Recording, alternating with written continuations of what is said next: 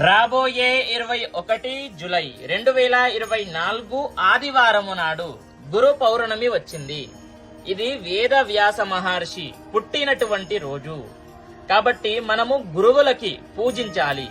ఈ రోజు మనము ఏం చెయ్యాలి అని అంటే, ఫస్ట్ గా మన మొదటి గురువు ఎవరు? మన తల్లి తండ్రులే. కాబట్టి వాళ్ళ కాళ్ళు కడగండి. కాళ్ళు కడిగి నెత్తి మీద చల్లుకోండి. విశేషమైనటువంటి ఫలితము లభిస్తుంది. మరియు మీ గురువులు చిన్నప్పటి స్కూల్ టీచరే కానివ్వండి, లేదా మీకు విద్య నేర్పినటువంటి ఎటువంటి ఏ విద్య నేర్పినా సరే వాళ్ళు మీరు గురువు కిందికే వస్తారు.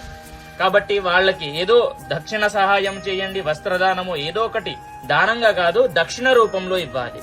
చూడండి, ఇంకా ఘాన్గాపూర్ వెళ్ళండి వీలైతే.